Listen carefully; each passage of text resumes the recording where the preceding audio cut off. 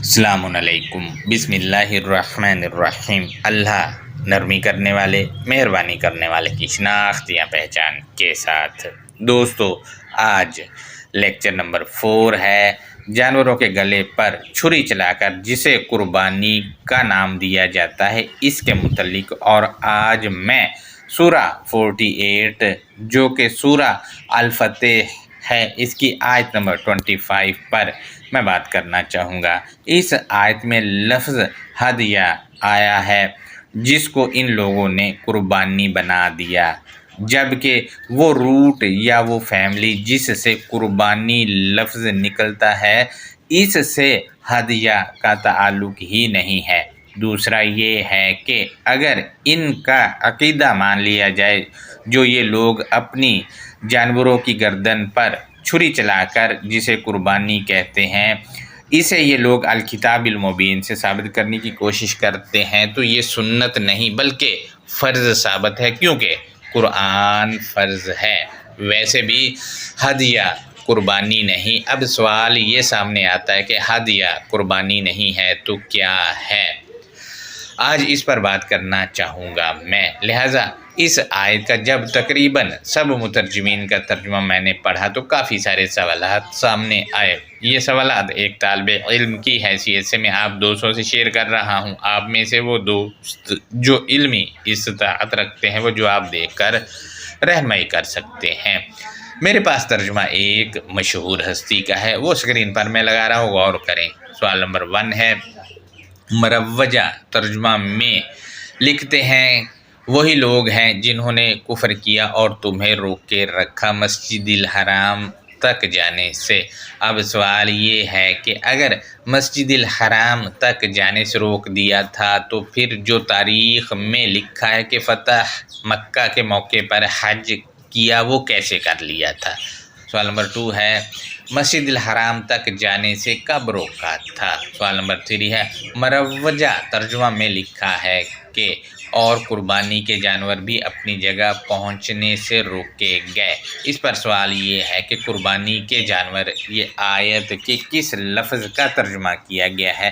چلیں 1 منٹ کے لیے ہدیہ کو قربانی مان لیتے ہیں کہ قربانی ہے جی یہ، اور جانوروں کو عربی میں حیوانات کہتے ہیں۔ لہذا قربانی کے جانور کی عربی اگر ہم بنائیں تو یوں بنے گی حیوانات الہدی آئے گا، کیونکہ 2 لفظوں پر مشتمل یہ مرکب اضافی ہے۔ جب مرکب اضافی ہے تو کے ترجمہ میں لگے گا ہی لگے گا۔ دوستو، مرکب اضافی بنانے سے یہ ترجمہ بنے گا جو انہوں نے کیا ہے، قربانی کے جانور، ورنہ بن نہیں سکتا ہے۔ لہذا آیت میں قربانی کے جانور ہے ہی نہیں، آیت میں تو صرف ہدیہ آیا ہوا ہے جو کہ مرکب اضافی نہیں ہے۔ لہذا اس کا ترجمہ قربانی کے جانور کیسے اور کس اصول کے تحت کر لیا؟ رہنمائی کریں مزید۔ سوال نمبر 4 ہے، مسجد الحرام کسے کہتے ہیں اور اس کے معنی اور مفہوم کیا ہے؟ غور کریں، یہ معرفہ ہے اور یہ معرفہ کیوں ہے، اس پہ بھی رہنمائی کریں۔ سوال نمبر 5 ہے، اور اگر نہ ہوتے، بریکٹ میں انہوں نے لکھا ہے مکہ میں موجود۔ سوال نمبر 5 ہے یہ، اس کا پوائنٹ نمبر 1 ہے، انہوں نے بریکٹ میں لکھا ہے مکہ میں موجود۔ اس پر سوال یہ ہے کہ بریکٹ میں جو انہوں نے یہ لکھا ہے، یہ آیت کے کن الفاظ کا ترجمہ کیا گیا ہے؟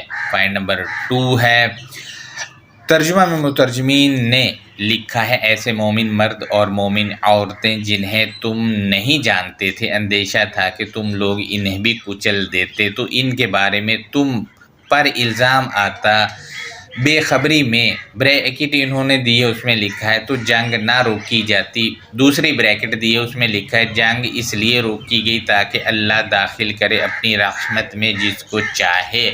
اس پر سوال یہ ہے کہ اتنی بریکٹس ڈال کر اصل پیغام کا رخ اپنے عقیدے کی طرف کیوں موڑا گیا؟ کیا صاحب کتاب جو بریکٹس میں لکھا ہے اس کا آیت کے متن میں لکھوانا بھول گئے تھے، یا پھر ہمارے مترجمین کے پاس ان سے زیادہ علم اور عقل ہے؟ جو یہ ایسی بریکٹس ڈال ڈال کے اپنے عقائد ٹھونستے پھر رہے ہیں الکتاب المبین میں۔ دوسرا انہوں نے لکھا ہے مکہ میں، تو یہ بھی عقیدہ ہے کہ مسجد الحرام صرف وہیں پر ہے۔ مزید ہم آگے بڑھتے ہیں تو سوال نمبر 5 کا پوائنٹ نمبر 3 ہے، ترجمہ کے مطابق ایسے مومن مرد اور مومن عورتیں جنہیں تم نہیں جانتے تھے، اندیشہ تھا کہ تم لوگ انہیں بھی کچل دیتے۔ یہاں پر سوال یہ ہے کہ وہ ذات اقدس جنہیں عالم کے لیے رحمت کہا جاتا ہے، وہ کسی کو کچل نہیں سکتے، آخر ایسا ترجمہ کر کے اس ہستی کے متعلق یہ تاثر کیوں دیا گیا؟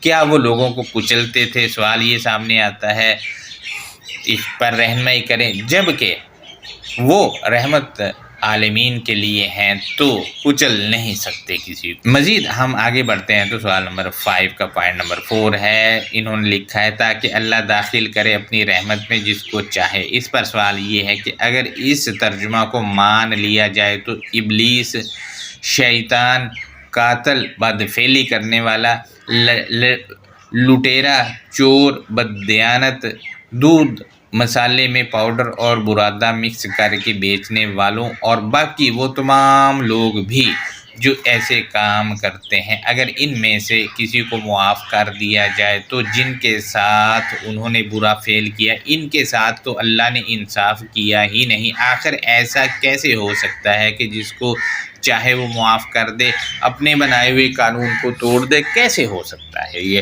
مزید سوال نمبر 6 ہے، لکھتے ہیں اگر وہ بریکٹ میں لکھا ہے اہل ایمان علیحدہ ہو چکے ہوتے تو ان بریکٹ میں لکھا ہے اہل مکہ میں سے جو کافر تھے، ان کو ہم ایک دردناک عذاب کا مزہ چکھا دیتے۔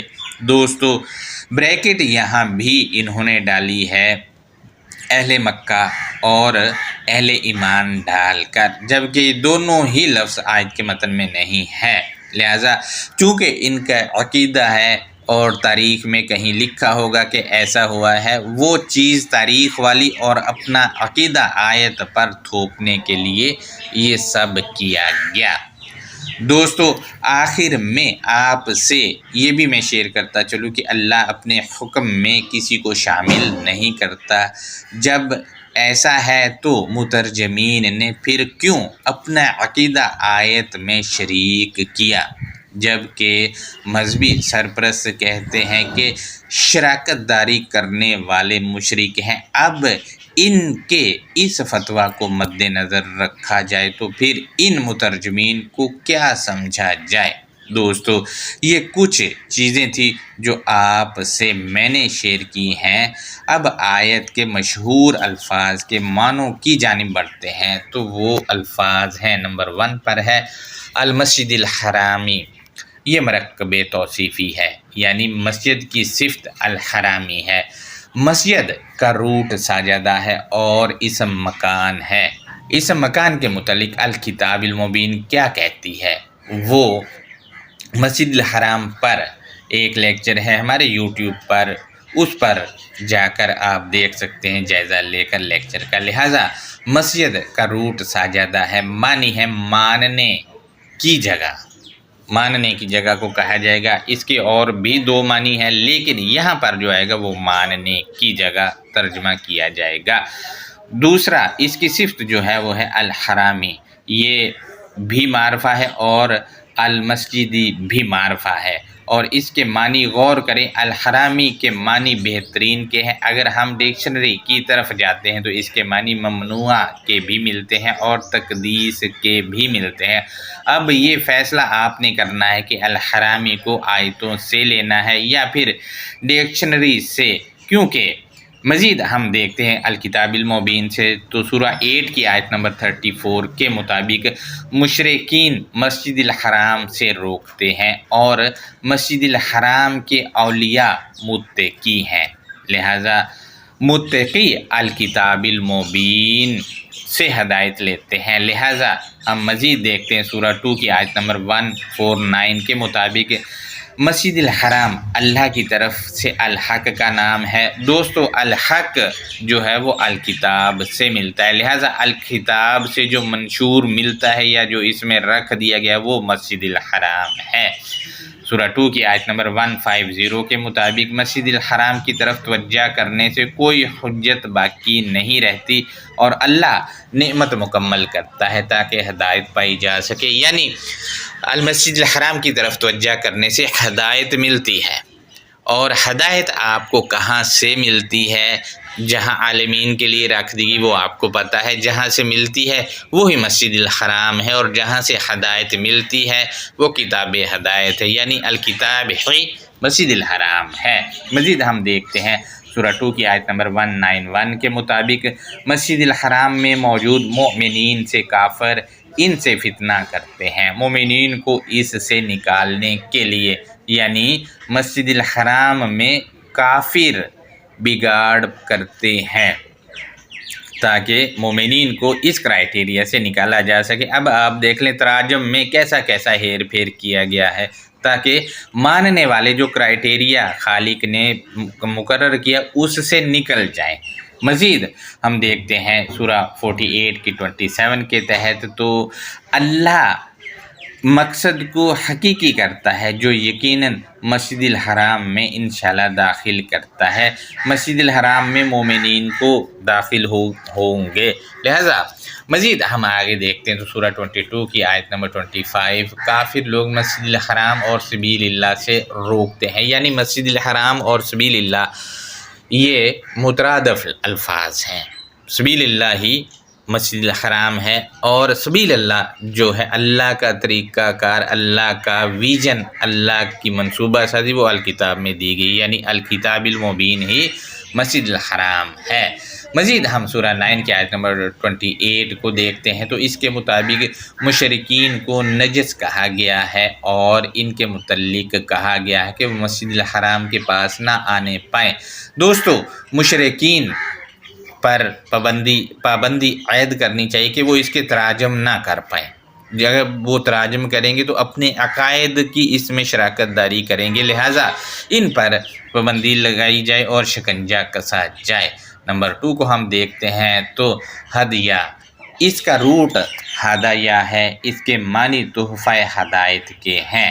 میں الکتاب المبین سے اسی روٹ سے آئے لفظ سے معنی طے کرنے کی کوشش کرتا ہوں تو سورہ 27 کی آیت نمبر 35 ہے، اس میں لکھا ہے کہ وَإِنِّي مُرْسِلَةٌ إِلَيْهِمْ بِهَدِيَّةٍ فَنَاظِرَةٌ بِمَا يَرْجِعُ الْمُرْسَلُونَ، اور حقیقتاً میرا مراسلہ اس کی طرف تحفہ ہدایت کے ساتھ ہے، پھر منظر کشی کرتے ہوئے کس کے ساتھ میرے بھیجے جانے والے لوٹتے ہیں۔ مزید اس آیت سے اگلے والی آیت کا ایک حصہ بھی میں آپ سے شیئر کروں تو اس میں لکھا ہے فَمَا آتَيْنَا اللَّهُ خَيْرٌ مِّمَّا آتَاكُمْ بَلْ أَنْتُمْ بِهَدِيَّتِكُمْ تَفْرَحُونَ، پھر جو اللہ نے عطا کیا وہ بہترین ہے اس سے جو تم کو اس نے عطا کیا، بلکہ تم اپنے تحفہ ہدایت کے ساتھ اتراتے ہو۔ دوستو اترانا یعنی فخر محسوس کرتے ہو۔ اب دیکھیں ان آیتوں کے مطابق ہدیہ کا معنی تحفہ ہدایت خود ہی طے ہو رہا ہے۔ سورہ 27 کی آیت نمبر 35 سے پتہ چل رہا ہے کہ بِہَدِیَّةٍ وہ چیز ہے جس سے رجوع کیا جاتا ہے، اور رجوع ہمیشہ تحفہ ہدایت یعنی الکتاب المبین کی طرف ہی کیا جاتا ہے۔ ہم اگلے لفظ کی جانب بڑھتے ہیں تو معقوفاً نمبر 3 پر ہے، معقوفاً حالت نصب میں ہے اور اسم مفعول واحد ہے، معنی ہے روک دیا گیا، بٹھا دیا گیا۔ نمبر 4 پر ہے محلہ، خاص تحفہ ہدایت کی جگہ یا خاص تحفہ ہدایت کی دکان کو کہا جاتا ہے۔ نمبر 5 پر ہے رجال مؤمنون و نساء، دوستو اس میں رجال بھی صفت ہے اور مؤمنون بھی صفت ہے اور اس کے ساتھ ساتھ لفظ نساء بھی صفت ہے۔ یہ صفات کسی بھی نساء والی صفات بھی کسی بھی مرد اور عورت میں ہو سکتی ہے، اور رجال والی صفات بھی کسی بھی مرد اور عورت میں ہو سکتی ہے۔ مزید یہ کہ ہم ان کو دیکھتے ہیں تو رجال مؤمنون و نساء، اس آیت کے مطابق تعلموہم اور تتعوہم اور منہم اور تزیلو، یہ سب الفاظ میں موجود مستتر کی ضمیریں اور ظاہر ضمیریں یہ سب مذکر کی ہیں، اور تزیلو بھی مذکر ہے۔ اب آپ دیکھیں کہ لفظ نساء جسے ہمارے لوگ عورت سمجھتے ہیں، پہلی بات تو یہ ہے کہ یہاں پر صفت ہے، اس نساء کو مذکر بتا رہی ہیں یہ ساری کی ساری ضمیریں جو ظاہر میں بھی ہیں اور مستتر میں بھی ہیں، یعنی نساء عورتیں نہیں ہیں صرف، بلکہ اس میں مذکر بھی شامل ہیں۔ مزید ہم دیکھتے ہیں تو آیت میں الذین میں جو کہ اسم موصول جمع مذکر ہے، اس مذکر نے نساء کو بھی مذکر میں شامل کر دیا ہے۔ اسی طرح ہم لفظ کفرو کو دیکھتے ہیں، یہ مذکر جمع ہے، یعنی نساء اس مذکر میں شامل ہیں۔ اسی طرح منہم میں ہم کی ضمیر نساء کو مذکر کر رہی ہے، اس میں رجال بھی شامل ہے، لہذا نساء اور رجال ایک دوسرے کی ضد ہیں۔ سکرین شاٹ لگا رہا ہوں، غور کریں، رجال کے معنی اس میں جو لکھیں وہ ہے معتبر افراد، مستند لوگ، اس کی ضد نساء ہے، لہذا نساء کے معنی خود ہی طے ہو جاتے ہیں کہ عام پبلک اور کسی بھی فیلڈ کے کمزور افراد، لہذا نساء کے مزید معنی ہیں بے وثوق افراد، یعنی جو اثر و رسوخ نہیں رکھتے، جو معتبر نہ ہو۔ لہذا اس رجال اور نساء کے متعلق ایک لیکچر جو ہمارے یوٹیوب چینل کی ٹائم لائن پر موجود ہے، رجال اور نساء الکتاب المبین کے مطابق، مزید ان کی جانکاری کے لیے الکتاب میں کیا ہے یہ اس لیکچر کا آپ جائزہ لے سکتے ہیں۔ دوستو، یہ اس آیت کے نمایاں الفاظ کے معنی تھے جو میں نے آپ سے شیئر کیے۔ اب آیت کی انڈرسٹینڈنگ کی جانب بڑھتے ہیں تو سورہ 48 اس کی آیت نمبر 25، اس میں لکھا ہے کہ ہم الذین کفروا وصدوکم عن المسجد الحرام، وہ لوگ جنہوں نے اللہ کے طریقہ کار کو مسترد کیا اور انہوں نے بہترین ماننے کی جگہ کے متعلق تمہیں روکا۔ دوستو، بہترین ماننے کی جگہ جہاں ایک مومن جا کر چیزیں مانتا ہے وہ الکتاب المبین کے اندر موجود آیات ہیں۔ آیات ہی ہمیں وہ چیزیں منواتی ہیں جو ہمیں بتا رہی ہوتی ہیں۔ مزید اگر الحرامی کے معنی ممنوع کر کے ترجمہ کیا جائے تو ترجمہ کچھ یوں ہوگا کہ ہم الذین کفروا وصدوکم عن المسجد الحرام، وہ لوگ جنہوں نے اللہ کے طریقہ کار کو مسترد کیا اور انہوں نے ماننے منع کرنے کی جگہ کے متعلق تم کو روکا۔ دوستو، اب آپ دیکھ لیں، لوگ آپ کو ہمیشہ یہی کہتے ہیں کہ الکتاب المبین کا مطالعہ خود سے نہ کرو، گمراہ ہو جاؤ گے، لہذا روک رہے ہیں۔ الکتاب المبین ہی المسجد الحرامی ہے، اس پر ایک لیکچر یوٹیوب چینل پر موجود ہے، اس کا جائزہ آپ لے سکتے ہیں۔ مزید یہ ہے کہ وہ لوگ جنہوں نے اللہ کے طریقہ کار کو مسترد کیا اور انہوں نے ماننے منع کرنے کی جگہ کے متعلق تمہیں روکا۔ اب دیکھیں، ماننے منع کرنے کی جگہ وہ آیتیں ہیں، آیتیں ہی ہمیں منواتی ہیں، آیتیں ہی منع کرواتی ہیں، لہذا الکتاب المبین کے اندر موجود آیات ہی وہ جگہ ہیں جو ماننے اور منع کرنے کی جگہ ہیں۔